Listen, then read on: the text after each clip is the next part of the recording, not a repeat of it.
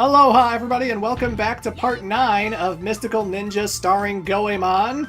We conquered the second dungeon, we defeated the Darmanyo boss, and for doing so, that means that the abducted children have been freed, and they are now back home where they belong. So I'm going to be returning to Folkypoke Village as well as Zazen Town to show off that the kids are back home safely, even though we didn't actually encounter them in the game. Like, there was no cage full of kids in the dungeon. We never actually interacted with them. It's like you defeat the boss, and then from the beginning of this part, in between the boss fight, I guess off-screen, Goemon and friends used Koryuta the dragon to transport them back home. I don't know. It happened off-screen, but it's like you beat the boss, you beat the dungeon, and then the kids are back home. And Folkypoke Village actually has a happier theme song now.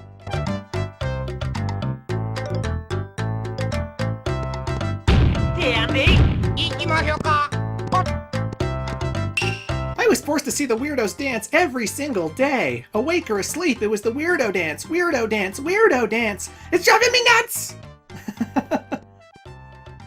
My dad was in last year's folk dance championship, where he tried to dance like Jaikal Maxon. Jaikal Maxon. Jaikal Maxon. That's quite the name.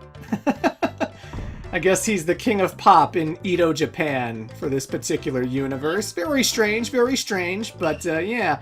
A lot of people might not realize that this actually has a happier theme song, a much happier, like, melody after the second dungeon, because, like, you don't need to come back to Folkypoke Village. There's nothing here I need to do, you know? Like, there is a fortune cat here, this very area that I'm in, with the haystacks and stuff. There's a fortune cat underneath the haystacks. I couldn't get it before because I was not tiny Abysmaru. I couldn't crawl under there. But when you defeat the Golden Temple, challenge, when you get the 8 treats and you become tiny for the first time, you don't necessarily have to go straight to the second dungeon. You can go all the way to Folkypoke Village and then get the fortune cat, especially if you know that it's there and you don't want to forget about it, right? Well, once you beat the second dungeon, they tell you that they're going to be going to the Chugoku Region, and if you remember the signs in Zazen Town, one of the entrances, one of the exits, leads to the Chugoku Region, so, well, I don't need to go to Folkypoke, I need to go to Zazen Town, you know? Oh, the reward for saving the children? Okay, here it goes. I'll give you a big kiss. Mwah! Well, thank you, mister. I appreciate the love, although you probably shouldn't kiss random strangers like that. That's a sexual harassment lawsuit just waiting to happen. Respect people's personal space, kids. Do not kiss people who don't ask for it. Good lord. It is, not good.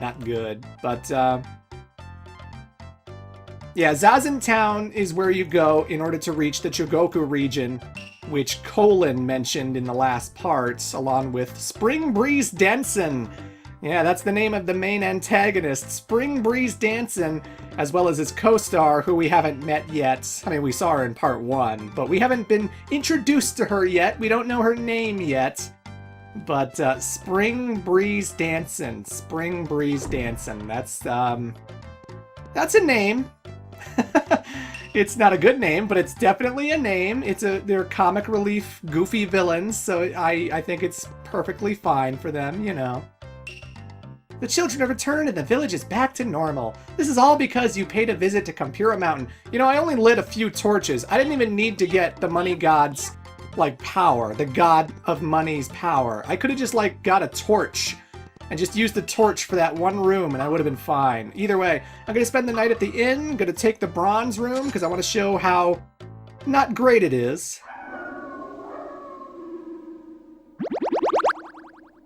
Also, Abysmaru always sleeps in his underwear. The other characters, they are sleeping in their regular clothing. They usually have a blanket over themselves. Abysmaru, no, he sleeps completely in the nude. Just like me. In fact, you might be surprised to know, it's really hot today. The summer is starting here in 2020, and maybe I'm not wearing much clothing right now. Have you ever thought about that when I'm doing my Let's Plays, huh? Do you wonder how much clothing I'm wearing in these things? For all you know, I have been naked this entire time.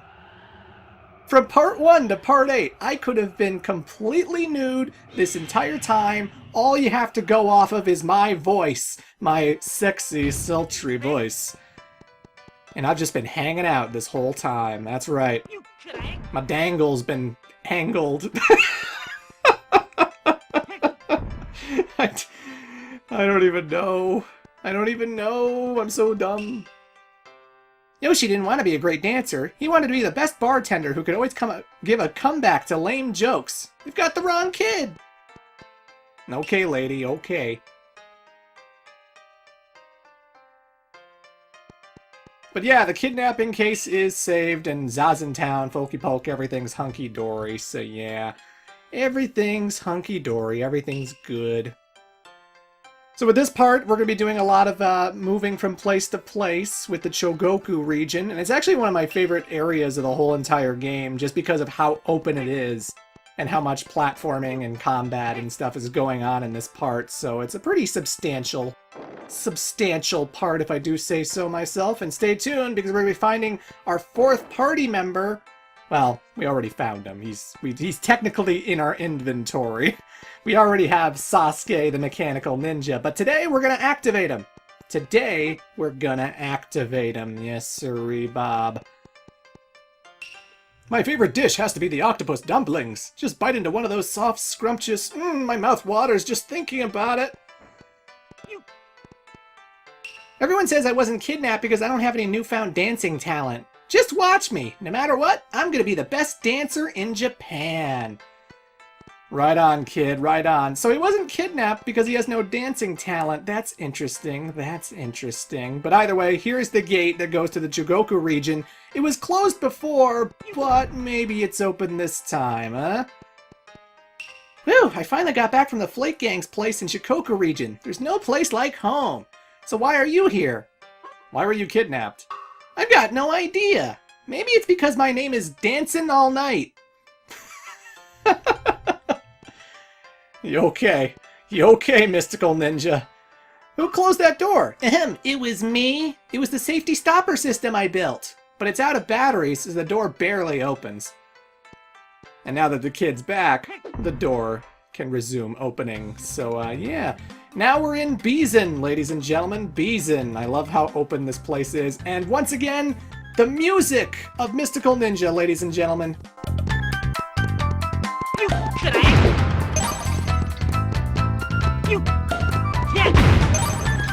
You can't.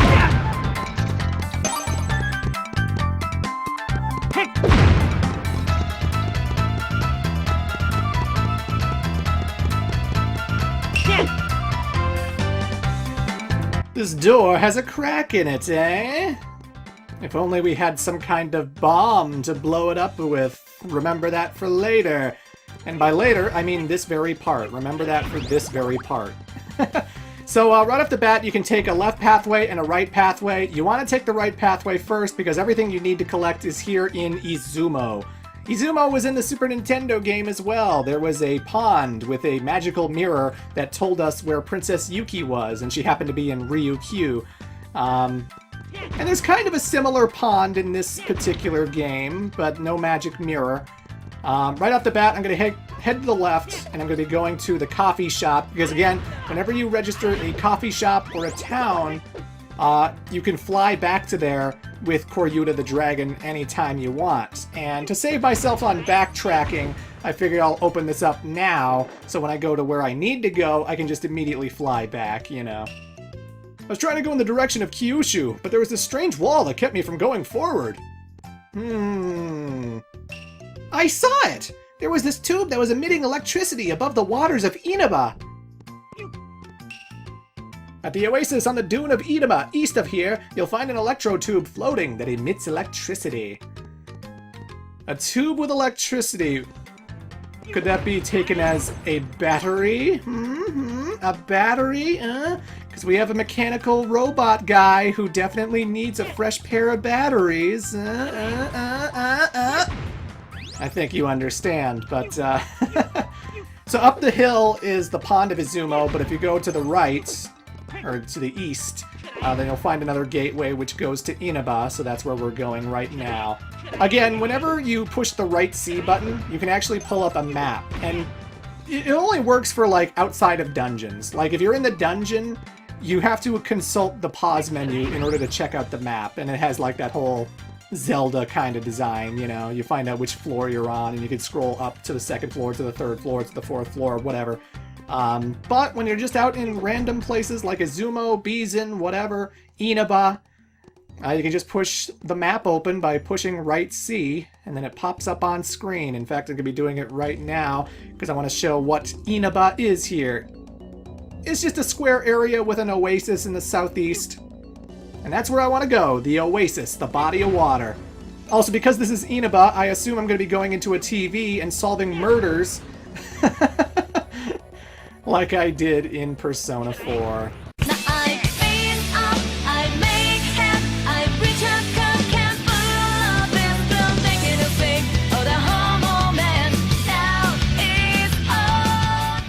Yeah, there's a lot of things shooting bullets at you here. You actually have to be like Goemon or Abyssamaru in order to damage them. I mean, you can be Yae and use her sword, but I find that Yae swings a little bit more horizontally, whereas Abyssamaru and Goemon swing vertically. So sometimes when you're playing as Yae through this area, you'll slash for them when they duck their head under the sand, and you'll actually slash above their hat. You know, they'll slash above and miss them completely. Whereas with Goemon and Abyssamaru, they're hitting the ground, they're hitting their pipe downwards, so they always hit the target no matter what. So it seems like when they duck down, you shouldn't be able to hit them, but you still can, so you don't have to worry about that. Oh my god, water. Right off the bat, there is a fortune cat that is impossible to miss. Again, it's not like there's any trick to this either. You just have to literally go on top of the sand pillars that are under here and just walk along them, and yeah, that's how you get both the fortune cat as well as this battery right here. Sasuke's #1 battery. They even just outright say this is for Sasuke. You see there's a dam here, so is this a river in the desert?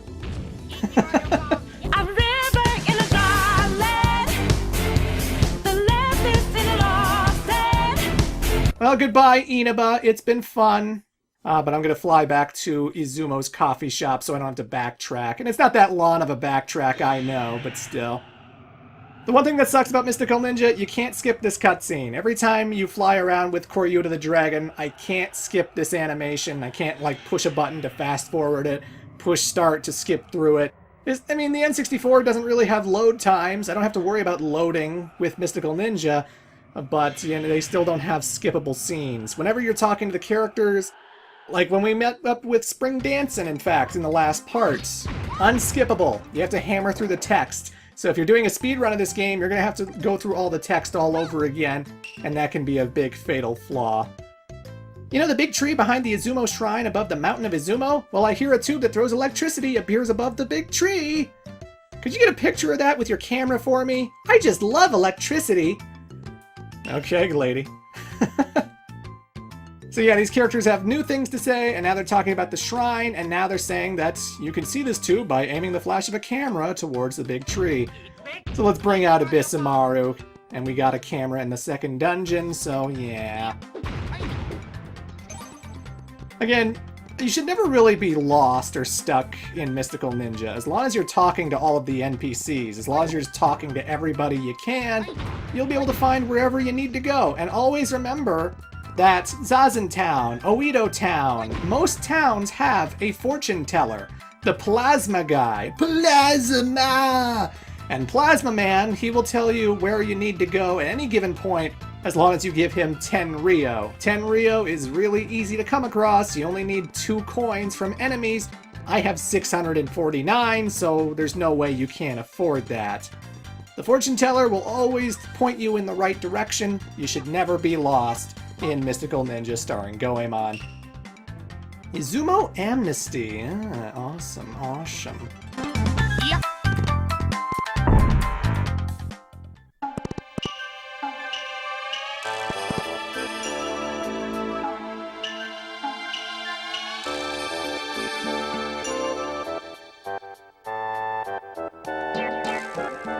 Such a whimsical theme for this one area in the game. I love it.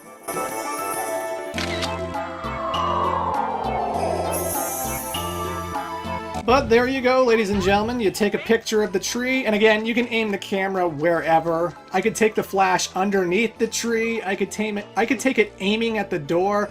As long as you just flash in the room, the whole area gets illuminated by this magical camera, and then the object appears out of thin air. So you just climb these platforms, and then you climb the tree itself, grab the second battery, and good news, ladies and gentlemen. We got ourselves a fourth party member to play with. Electro Shine, unite!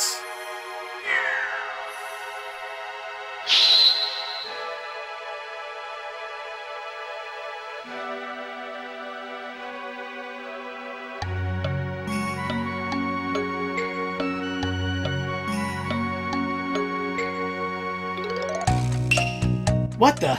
Isn't that Goemon? What in the world am I doing here? Hey, that's what I want to know!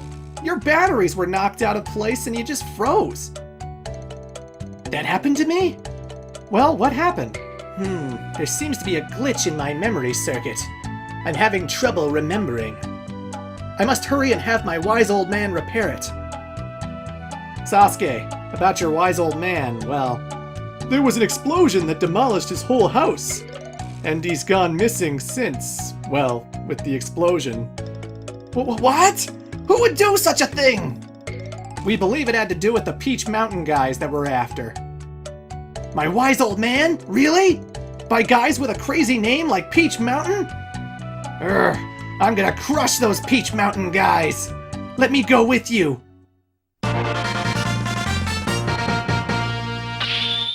Yeah.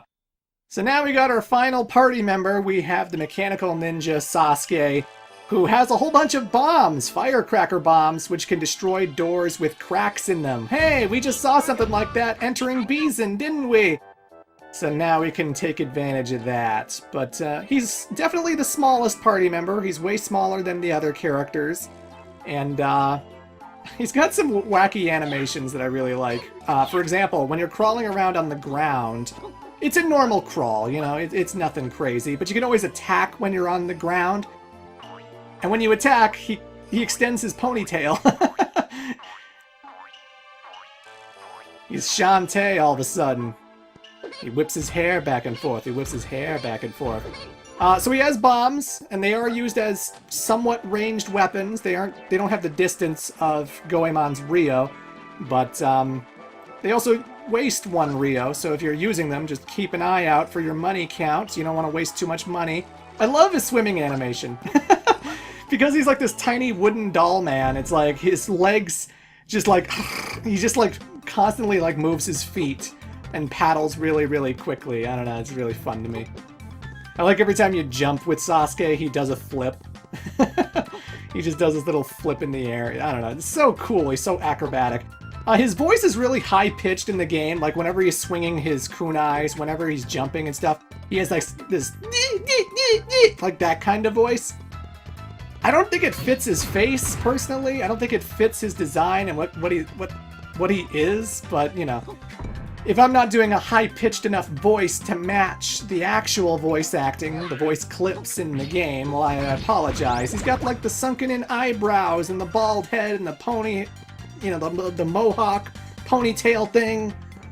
It just feels like his voice should be somewhat deeper, but either way, I blow up this wall, there's a golden cat in here. As you know, golden cats give you a friggin' health boost by one. So yeah.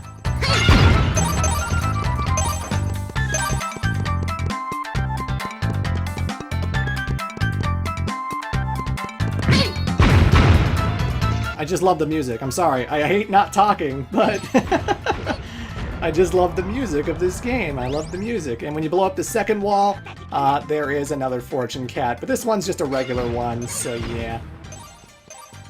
There was another door that has a lock on it, but we can't actually do anything with that until after dungeon number 4. Way late in the game, just before we're at the final dungeon of the whole entire game.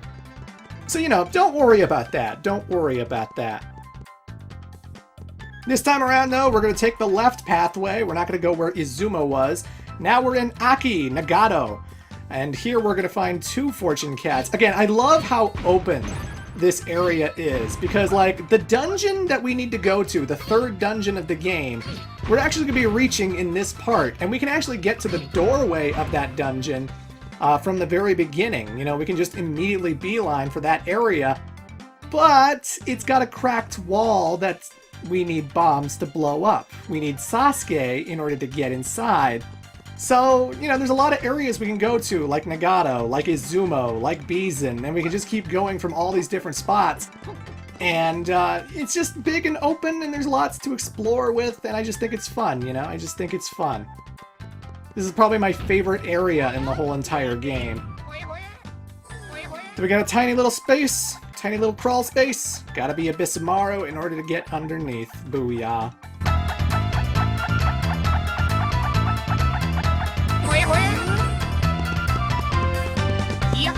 And that's all there is to it. There's our fortune cat. Oh yeah. Also, fun trivia about this particular map, this little area we're in. So you may remember in the opening cutscene of the game, like the opening montage of the game, there's a little sequence where we get introduced to Impact, and he's taking on the first boss that he fights, Kashiwagi. And they're actually fighting in this area. You'll notice the bridge, as well as the shrine we're swimming up to, are in this area. So Kashiwagi and Goemon Impact are fighting here, even though in Part 4, when the boss fight actually happened, they don't fight here. But this area was in the opening cutscene, so yeah. But yeah, you just get on the platform that's rising up and down, you climb the shrine, you get the fortune cat. Booyah. And unlike Awaji Island, going in the middle of this shrine... See, I was just pointing out, like, Goemon Impact was on the right, Kashiwagi's on the left, this is the area. Also, it was a sunset, not blue skies. It was a sunset in the opening cutscene.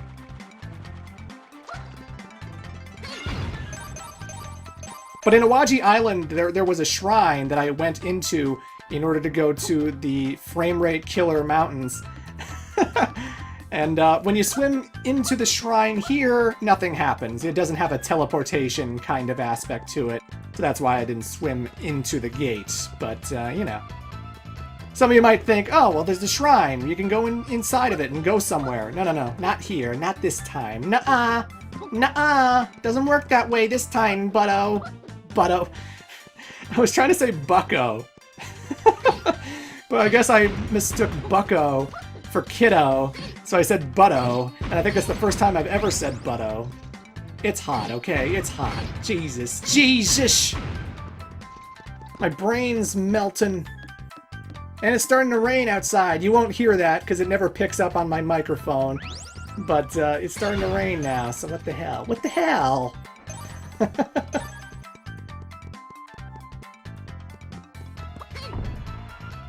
I don't know if you've been noticing that. Every time I come up to a door, I always jump and I always attack it as I enter the door. It's kind of like a Mega Man thing for me, you know? Like, you know how in Mega Man, every time you reach, like, the Robot Master doors, there's always, like, this shutter. And when you jump at the shutter, Mega Man stays suspended in the air. He stays frozen in the air, and then he kind of, like, slides to the other screen, and then the shutter closes, and then Mega Man finally loses his frozen state. He finally gets gravity again, and he falls, you know? But there's something so satisfying about that. There's something so satisfying about Mega Man transporting through shutters that way. That door leads to Izumo, which is right next to the coffee shop, that particular doorway. So that's how Bizen and Izumo are connected in 2 ways, in case you were curious. Jump, slash, I always do it. I always do it. I can't help myself. With Mega Man, you always jump through the shutters. With Mystical Ninja Star and Goemon, I love jumping and hitting the door. Because when you normally swing on the ground, you know, you don't have any forward momentum. You're standing in place. But when you jump into it, you're still moving forward. So I like to hit the doors open. I like to whack them open. I don't like to just walk through them. I want to bust them open. And I can't help myself. I can't help myself. It's just this addicting thing that I've never broken the habit of. So, you know. I'm sure other Mystical Ninja players do it too. I know you do. Don't lie to me. Kyushu is on the other side of this bridge. Unfortunately, I can't enter Kyushu right now because there's a metal doorway with a peach on it. So I have to assume this is the Peach Mountain Shoguns' fault. Ah, not even my bombs will do anything. I'll be back, Kyushu. I'll be back. Mark my words, I'll be back. I just wanted to show off what the door looked like, because we're not going to see it again, so yeah. But, now we're back in Akiyo Shidai? Akiyo Shidai? I hope I'm saying that right. These names are just gobbledygook for me. I'm sorry, but a lot of these names are just crazy. But we go down this pathway, and this is leading us to the third dungeon of the game. Yeah, we're going back to back with the second and third dungeons. They're not that far apart from each other. So you don't have to wait too long for the next dungeon. You don't have to wait too long for it. And speaking of long, the next dungeon is in fact the longest dungeon in the whole entire game. I've practiced this game a whole bunch. The fourth dungeon's really quick. The fifth and final dungeon is really quick. But this third one, oh my god. My first test recording of this dungeon took me like 50 minutes? 40 to 50 minutes? And that's only because I didn't really know where I was supposed to go when I got like silver and gold keys for one particular moment. But we'll talk about that in the next part. We'll talk about that. Either way, you enter Shihudo, and it's just an underground cavern, which leads to the dungeon itself, which leads to the Festival Temple Castle. But yeah, this is Sasuke. We saw him briefly in the Super Nintendo game. He was the boss fight of Stage 5, which was Izumo. And, you know, there wasn't much to say about him then, but he certainly showed up for the rest of the series from this point onwards. He's in a lot of Mystical Ninja games from this point onwards. Festival Temple Castle. Aw, yeah. And again, you can save your progress at the signs. But you blow up the door, and here's the dungeon. Come back, ladies and gentlemen, for part 10 as we enter the third dungeon of the game. Till then.